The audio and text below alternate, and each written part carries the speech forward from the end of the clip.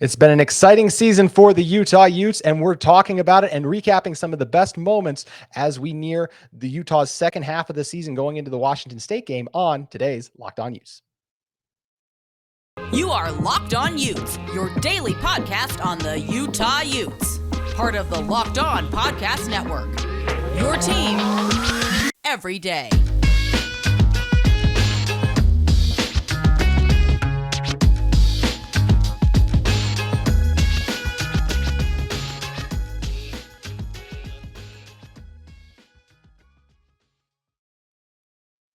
Hello, everyone, and thank you for making Locked On Utes your first listen every single day. We are available on all platforms, including YouTube. On today's show, we're going to be going over and breaking down some of the best moments for the Utes this season, as well as talking about what they need to do if they want to repeat as Pac-12 champions. That dream's still alive thanks to a monumental win versus the USC Trojans. My name is JT Wistrcill, and a very special guest joining me today, the voice of the Utes and the man who was on the call for that USC game, Bill Riley. And Bill, this Utah team, it's been a crazy season. I mean, we would think about the first game down in Gainesville, Florida, the most recent one versus USC. It's been a lot of fun. And, now that we've had a weekend, even after the bye week, to kind of rest and reset, it's going to be really interesting to see what this team can do going forward for the rest of the season. And in terms of them repeating as Pac-12 champions, I just feel like they need to get back to being really dominant in the trenches. And look, they had a very good performance in pass protection against a Trojans team that came in leading the country in sacks. But I think running the ball, you want to see them be a little bit more dominant in that regard, and especially getting pressure on the quarterback on the other end. But what do you feel like are the things this Utah team really needs to do if they do want to repeat as Pac-12 champions? Well, I think consistency, JT, as much as anything else. I've said this on my radio show. I've said it on broadcasts. Not every team's going to be the same every single year. Last year was an elite defense. The defense this year isn't elite, but it's still very good. And it's relatively young and a work in progress. But this offense is very good. It's bordering on an elite offense. And some years, one side's going to have to carry the other. Utah fans have been grown so used to defense being carrying the day under Kyle Whittingham that sometimes you forget. Sometimes an offense can do the same thing too. And I think Saturday night was a prime example of that. You're not wrong. Getting pressure on the quarterback, getting home to the quarterback is going to be key. But I'll say this, maybe this isn't a year where they have a dominant running back. Maybe you don't get there. They're still rushing for almost 200 yards a game. I know. There's different ways to get to the end product. It's okay to throw for 300 yards. It's okay to throw for 400 yards. You've got an all-conference quarterback who's really, really good and weapons all over the field. So Kyle Whittingham even alluded to it a little bit this week. Hey, if Cam's got to throw the ball and we get that kind of production, let's do it. So I've been trying to, Utah fans are very critical, and they're not alone. Every fan base is critical when their team is successful. But my point is this team could be very good and maybe Pac-12 champions again, but they might have to go about it a little bit different way this year. And that's okay as long as you get to your end goal. You talk about going about it a different way. That was something that was big coming into the season, was being more explosive on offense. And it felt like we really saw that come to fruition this past week. The deep bomb to Money Parks, of course. Yeah. Cam, just in general, what a day he had connecting with Dalton Kincaid as well. What do you think has led to this offense becoming more explosive? Especially, it was something we thought we would see maybe week one versus Florida, but it took its time and now really popped off versus the Trojans. Well, I think some of it goes back to what we were talking about a minute ago. The running game is good. It's effective, but it's not dominant. For whatever reason, Tavion Thomas isn't having the same type of year this year that he had last year. Still effective. Mekhi Bernard's been a little beat up. But your weapons, I mean, even without Brant Keithy for the last couple of weeks, Kincaid, Vele, Parks, you're getting more and more people involved in the offense. And you've got a quarterback who can make the throws and get you all over the field. So I think the lack of a dominant run game has probably opened up the throw game to be a little bit more, productive this year. It definitely feels like it. And it feels like Cam has been able to shoulder more of a load this season. That was the first game that it really felt like it fell on completely on his shoulders. And he was able to come up in the last play, because that was something, unfortunately, against Florida. Just wishes he could have that throwback, had an opportunity to do it there, and then was able to do it against the Trojans. Do you think Cam's game has really changed from game one to the game we just saw? Or do you think it's more so something that he's been this guy all season, just had to make a minor tweak or two? Well, I think the game has evolved this year. I think he's always been this guy. But I think the change in philosophy and the ability to air the ball out a little bit more has kind of changed how you view him. By the way, it's okay. The quarterback's the most important player on the field. If you go to Ohio State, guess who shoulders the load? It's CJ Stroud. If you go to Alabama, it's Bryce Young. If you go to Tennessee, it's Hendon Hooker. What did Caleb Williams do? He shouldered the load and carried it. That's what great quarterbacks do. Patrick Mahomes, Josh Allen, Aaron Rodgers, these guys shoulder the load. So it's okay. Again, I think we've grown so used to Utah being defense first, run first, tough, physical, that sometimes you forget when you've got an elite quarterback, and Utah's had some over the years. Tyler Huntley, had he had another year under Andy Ludwig, probably would have been, I mean, he was an all-conference quarterback, but probably would have taken even another step forward in his progression. Brian Johnson was an borderline All-American. Alex Smith. If you have elite quarterbacks, you want them to shoulder the load. You mentioned Brian Johnson as well. He's a guy that sounds like he's just about to become a head coach in the NFL. Yeah. Tyler Huntley is well on his way to becoming an NFL starting quarterback, with even people like, I believe on ESPN, they've mentioned before, they don't think there's 32 quarterbacks better than Tyler Huntley. So you can just see the way the quarterback position has grown and changed at this Utah program. It's been something that's really exciting to watch. And look, you have Cam Rising on your show once a week as well. You get to talk with him frequently. What's something that most people might not know about Cam? Well, he's not an open book, if that makes sense. I mean, he's a pretty laser-focused guy. I mean, football really and truly is his life right now. I mean, he lives it and breathes it. He's graduated already, so he's locked in on football. Did you see what I did there? Locked on football, because he wants to play at the next level next year. So I think what people would, maybe people know this, but he is football 24/7. He is a gym rat. He's in the film room. He lives it and he breathes it. And I think that's a big reason why you can count on him and lean on him the way the Utes can this year. And they really have. And that's what we've been talking about here. And it's been impressive to watch him be able to shoulder that load. And I think one thing that's also been impressive for this team is being able to overcome the loss of Brant Kuithe, because going into the season, I think if I told you that Utah would only get 28 yards versus USC and Brant Kuithe wouldn't play, you probably don't think Utah wins that game. And I think that just speaks to the growth of this offense overall and even how they've evolved without Brant. Well, it's a little bit out of necessity. I mean, let's not kid ourselves. If you take Brant Kuithe out of there, it's that some people have to step up. But I think it also shows that they've recruited pretty well behind that. Jalen Dixon's return. Don't underestimate that. His speed on the field, the evolution of Money Parks. We're even beginning to see Makai Cope, who's a redshirt freshman wide receiver, play a little bit of a role in this offense with Devon Vele. I think Mekhi Bernard might be the best all-around weapon they have on this team. His ability to catch it out of the backfield, run the football, pass block. I mean, and Kincaid is what he is. He looks like the second coming of Kelsey out there right now for Utah. So I think, we said, well, who's going to step up? I don't think it was one person. I think you've just seen a number of people elevate their game since Kuithe got hurt. And it has been impressive to watch those guys elevate their games. Another guy thrown in the tight end room has kind of been a consistent presence all year, but is the guy in Logan Kendall, who Utah doesn't score that last touchdown before the 2-point conversion without him and Braden Daniels helping to open up the left side. So great job by those guys doing work over there. Well, yeah, I mean, Logan Kendall is a de facto tackle. I mean, let's not kid ourselves. True. Yeah. They bring him in. At some point this year, I think Andy Ludwig's probably going to throw him the ball, sneak him out of the backfield when everybody thinks it's going to be a run. He caught a couple of touchdowns when he played up at Idaho, but I mean, he is a bruiser. He's 6'3", he's 265 pounds, and he gets movement up front, whether he's a fullback or they line him up on the end. And yeah, you're right. He's not catching passes like Kincaid and Kuithe were, even Yasmin a little bit. He's a more prototypical traditional tight end, fullback, and he's he served a real purpose in rundowns and short yardage and goal line. Really has a big sky bruiser indeed for this Utah team. And we're going to continue to talk about this Utah team and some of the things we've seen from them on the season. But first, I want to take an opportunity to tell you guys about Simply Safe. The numbers don't lie. In the last decade, over 4 million people have chosen Simply Safe home security to protect their home. You don't earn the trust of that many people without doing something right.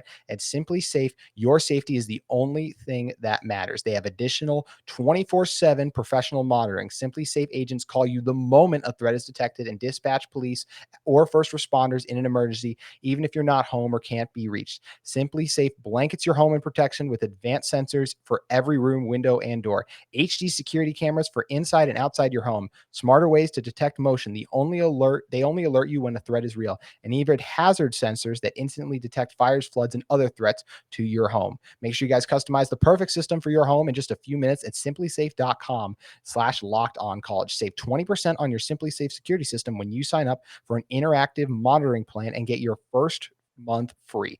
Visit simplysafe.com/lockedoncollege to learn more. There's no safe like Simply Safe. Bill, as we mentioned, you've been on the call for every moment of this Utah season so far. What has been your favorite moment? I mean, it's hard to go away from the last, 2 minutes of the game Saturday night. I mean, it was just like the whole night was special. I mean, Mhm. from the painted helmets to the True. blackout crowd to the largest crowd in Rice-Eccles history to the football game to Aaron and Ty's parents and family being there to the win and then the students storming the field. I mean, it's hard to pick one moment, but I would say kind of that last sequence of Utah scoring the touchdown, going for two, and then, thwarting that USC drive and then the students pouring on the field. I said on my radio show this week or last week, it was probably one of my three most favorite games I've ever called at Utah. It was just amazing. It really was an incredible atmosphere. Definitely my favorite since going to games at Rice Eccles as well. Just one of those moments you won't forget. So, for this Utah team on the season, what have been some of the biggest surprises for you in terms of players that have stepped up or just other developments and storylines we've seen? Well, I mean, players stepping up. I expected Devon Vele to be a player in this Yep. offense, so that hasn't surprised me a lot. I probably expected a little bit more, but again, he's a freshman, out of like a Jalen Glover because there was so Yeah, much talk of him. But it's rare that you play three or four running backs. It's more likely you're playing two, and maybe there's a chance Jalen gets a little bit more playing time this year. But maybe that surprised me a little bit. Defensively, I probably thought there'd be a little bit more pass rush. Guys like O'Toole and Ellis and Fillinger. Gabe Reed has come on as of late. So I yes, think he's been a really nice addition to transfer from Stanford. It's good to see RJ Hubert back out there. for sure. He's just been snake bitten by injuries. He's played really, really well. And I knew Clark Phillips was good and he was going to have a good year, but he's been really, really good against really good talent. I know a lot of people pointed at some of the stuff on Saturday night against USC, but I'm just here to tell you that's hard to do. And he was moving in the slot and outside. There aren't many guys that can play every position in that defensive backfield, and Phillips is one of them. So just a few things here and there. I mean, I thought this team was going to be good. I didn't think that they would necessarily lose to Florida. I thought they'd trip up probably somewhere in Pac-12 play. I knew UCLA would be a tough game. Oregon's going to be a tough game. The next game coming up on the Palouse against Washington State won't be an easy game. I guess I would say the Florida loss surprised me a little bit because they were better that day. Utah beat themselves, I think, more than Florida beat them. And as it turns out, Florida isn't very good.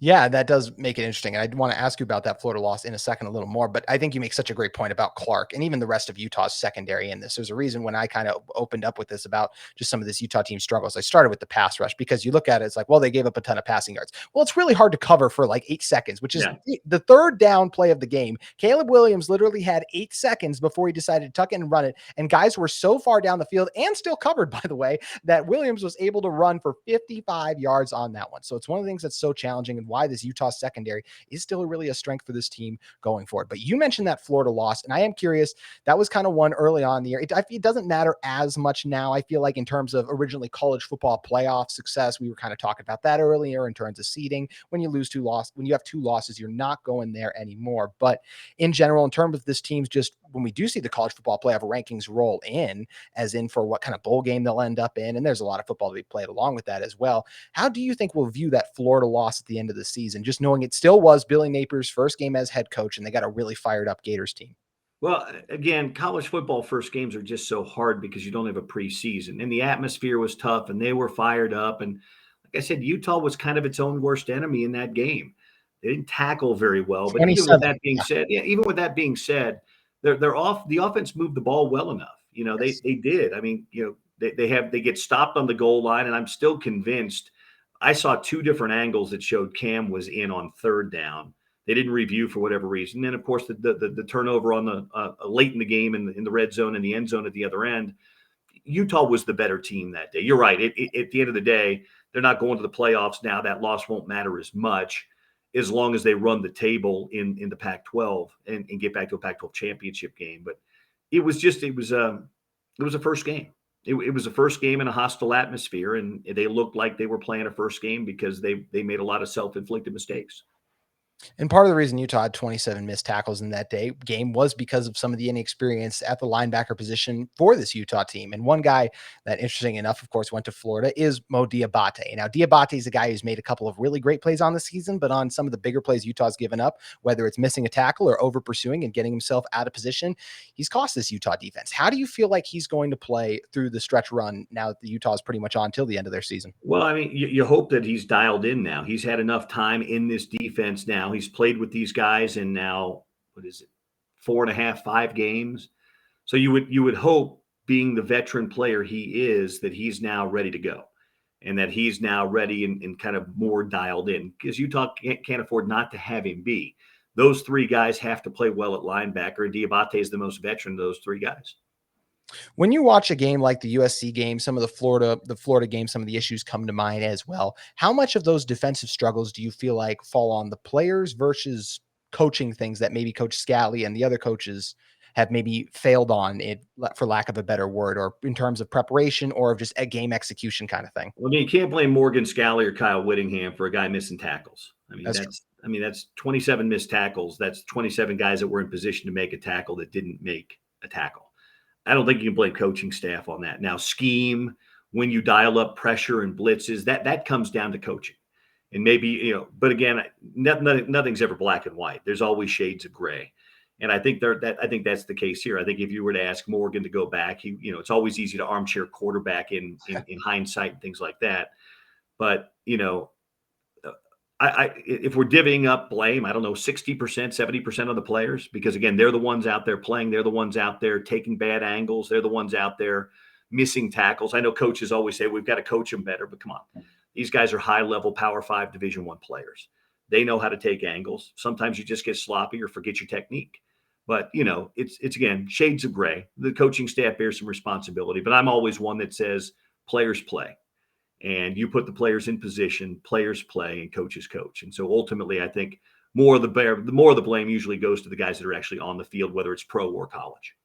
I think that's a great point. And I think you see a lot of fans who are always quick to blame the coaches, especially when they may not like them for other reasons outside of some of those things. So I do appreciate you making that point as well, because this Utah team does have a really loaded group of coaches as well. And it's going to be fun to see the opportunity in the adjustments they have to make during the bye week for this Utah team. We're going to wrap up our conversation with Bill in just a second, but first I want to talk to you guys about betonline.net. Betonline.net is your number one source for football betting info this season. Find all the latest player developments, team matchups, news, podcasts, and in-depth articles and analysis on every game. As always, BetOnline remains your continued source for all your sports wagering information, with live betting and up-to-the-minute scores for every sport out there. Guys, MLB playoffs well underway now, as well as the NBA season kicking in high gear. And of course, we know how you're spending your Saturdays and Sundays consuming all of the glorious football content we have on TV. So make sure you guys head over to BetOnline, get in on all the action, even some for Thursday with Washington State, the game for the Utes on Thursday night. So head over to BetOnline or use your mobile device to learn more. BetOnline, where the game starts. So Bill, Washington State this Thursday, kind of a weird week. You get your bye week, but it's not a full bye week because you do have to come back, a little bit of a shorter turnaround. The players have gotten a couple days off this week, but it's a nice opportunity, you able to really come down from the emotional highs of that USC game and not have a quick turnaround in that regard. So how do you expect this Utah team to come out in the Washington State game? And what are the things you're looking for specifically to see after the USC performance? Well, I would be surprised if they didn't come out focused. I mean, again, beating USC is great. That's why, the bye comes at a good time. It gives you a chance to kind of refocus yourself and also gives you a chance to heal up a little bit. Washington State's also on a bye, so they're going to have a little time to kind of do the same thing too. This will be a challenge. I don't think Washington State has the same level of athlete that, say, Utah, USC, and UCLA have. But they run a unique scheme. It's air raid-esque.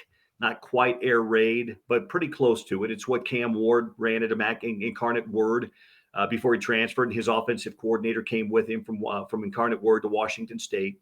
So Utah's going to have to defend the field again. And the thing about Washington State that's interesting is their defense is actually really good. Jake Dicker's a defensive guy. He's the head coach now. They did a pretty good job for about 3 quarters on USC down at the Coliseum. And then USC had a little bit of a fourth quarter and pulled away on them a little bit. So it's up on the Palouse. It's a Thursday night. It's a weird place to play. The crowd's always good. I think Utah, that people have circled this as a trap game. Well, I don't think it's a trap game. I think it's going to be a tough game on Thursday night because the Cougs are scrappy. It will be, and it's going to be fun to see how this Utah team comes out. Look, and you mentioned Jalen Glover a little bit earlier as a guy who could see an expanded role depending on how some of the things shake out in Utah's backfield the rest of the season. But I am curious, who are a couple of the other guys on this team that you do expect to kind of break out in the second half? I think one of the defensive ends has to. I don't think it can just be Gabe Reed. I think those guys are all still, again, we forget Van Fillinger's a sophomore, and Jonah Ellis is a sophomore, and Connor O'Toole's playing defensive end for the first time in his career. So these guys are still relatively young, but I just think it can't somebody's got to emerge there. Somebody's got to be the quote unquote mayor of Sac Lake City. Yeah. But I think somebody at defensive end has to emerge. I'm not sure who that's going to be, but I think somebody in that group has to emerge just a little bit. And, outside of that, I mean, the offense is a pretty proven commodity right now. Mm-hmm. It's interesting on that right side. Michael Mokafisi came in, and now it was last week, it was Jaron Kump, and it'll be interesting to see who plays that right guard spot. But for the most part, that offensive line has been fantastic. Cam has been outstanding. They're running the ball effective enough. I just think this isn't going to be a year where we see, 5 or 6 100-yard rushing games. We just, what have we seen? One this year? Was it the Southern Utah game? Well, Tavion had 100 yards in the ground versus Florida, I believe. Did he? We'll have to check and get back. I will have to check and get back. Anyway, but I just don't think it's going to be that kind of year. But I think that good coaches, and Andy Ludwig's a really good offensive coach, are able to scheme things up, and it's okay. So I think the offense is going to be fine. The other place I'd like to see a player emerge, and this is crazy to say, kickoffs. Can somebody kick the ball into the end zone? I know it's been the bane of Kyle Whittingham's existence this year. And he says these guys can all kick it in the end zone in practice. Heck, they were on their third kicker Saturday, Ben Norton. I had to double check it when I was like, Ben Norton, okay. But yeah, somebody, they've got to be better. You can't give teams starting field position at the 35, 40, 45-yard line. Now, again, USC and UCLA are somewhat anomalies because they have the athletes. They bring it out all the time. Not everybody does that. But it just makes life so much easier on your defense when they're starting on the 20 or 25 versus the 35 or 40. That's a big deal. You mentioned special teams. Where do you feel like the range is at this point in terms of field goals that Kyle Whittingham feels comfortable kicking? Because you missed the 30-yarder against USC, and we heard Coach Whittingham talk about a post-game as soon as they crossed the halfway mark of the field. He was telling Coach Ludwig, this is 4-down territory. So do you think there's going to be a little bit of trust with that? Well, or do you think I think it depends where you are in the game. I think in the first quarter, if you've got a 4th and 7 from the 30, 33, maybe you attempt it, or from the 28, maybe you attempt it. But I think down distance and time in the game probably plays a role in that. Jaden Redding is a pretty consistent kicker up to about 45 yards or so. Yeah. Not the biggest leg, but not bad. Jordan's got a really big leg, but he's the one that hasn't place kicked a lot, and he's a little bit more inconsistent. And, we saw Saturday night against USC, Kyle doesn't mess around. You miss a kick, he's going to put the other guy in there. So, but to answer your question, again, end of half, I think you try it 50 yards, whatever. But if it's in the half or wherever, probably in that 40 to 45 yard range. And again, depending, is it 4th and 2 or is it 4th and 8?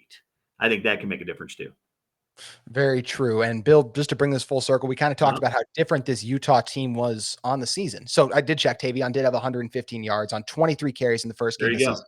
I don't expect to see a Utah running back get 23 carries again at any point the rest of this season. So it does speak to how this offense has kind of changed and matured. And in terms of the offense as well as the rest of this team, what are your just kind of expectations for this team going forward? Are they someone who is capable of reaching a Rose Bowl again and going to that kind of level? Well, I think they absolutely are, but they're going to have to win out in the regular season and get to a Pac-12 championship game. And then, they're going to get a crack at somebody they've seen already, whether it's Oregon, UCLA, or USC. You're going to get a crack at somebody second time around, and it's not going to be easy. It's not going to be what it was last year where they just rolled Oregon in that game. Whoever they play is going to be really good.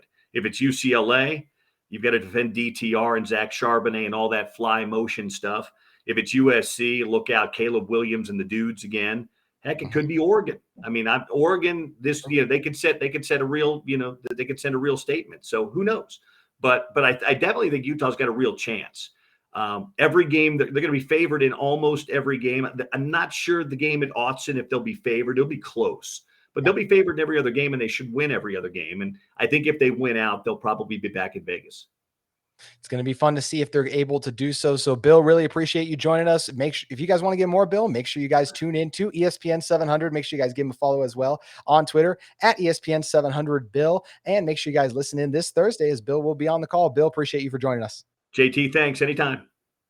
All right. Thank you guys for tuning in to Locked On Utes. Stay with us the rest of the week. Lots more fun stuff coming up, breaking down the game versus Washington State. That's it for today's edition of Locked On Utes, but we'll see you tomorrow.